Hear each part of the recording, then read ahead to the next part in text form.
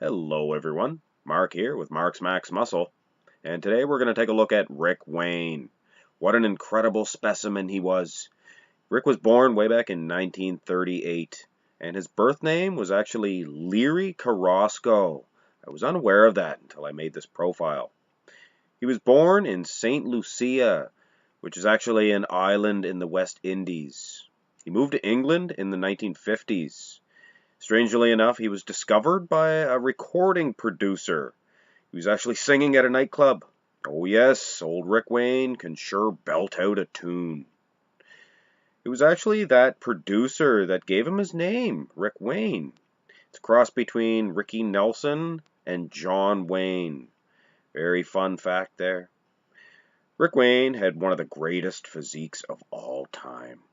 Just look at that tricep and the chest. Unreal. In my opinion, this is the epitome of the muscular physique. And just look at the tiny waist. And speak of the waist, check out Rick's abs. Second to none. There really wasn't a bad pose for Wayne. Looked great in the front lat spread. Good back as well. Holding his own here against Franco Columbu himself. Rick began to compete way back in 1964. He placed first at that year's Mr. Europe contest, losing the overall title to Rudy Ward.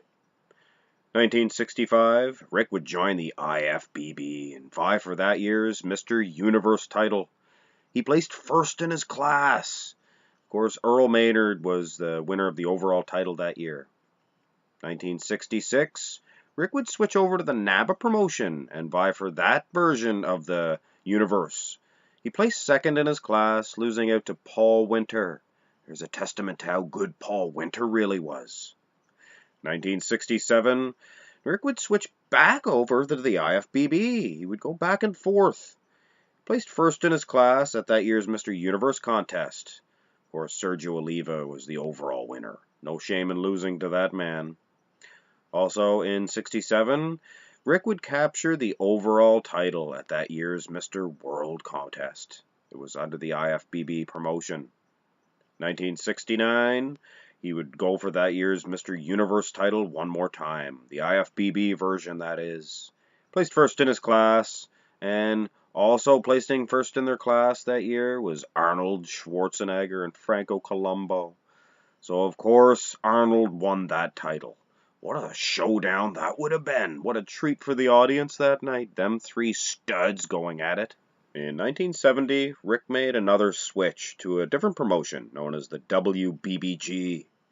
He went for that year's Mr. America contest, and he placed first overall, actually scoring a victory over Dennis Torino. Strangely enough, I had them two in a gladiator round, and I was surprised that Rick was able to defeat Dennis Tenorino, but evidently he was actually able to beat him in real life.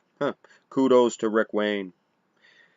He actually took some time off and made his way back in 1974 to the bodybuilding stage. He placed second at that year's Mr. World contest under the WBBG promotion. He lost out to Boyer Co. Rick would pretty much all but retire from bodybuilding, making one more appearance in 1981 for that year's IFBB Grand Prix California. Sadly, he didn't even place. Definitely not the best way to finish up a bodybuilding career. But those who remembered Rick Wayne in his prime know that he possessed one of the most incredible and awe-inspiring physiques of all time. And it goes without saying, he is a welcome addition in my Bodybuilding Legends series. I hope you enjoyed this video, and have a good day.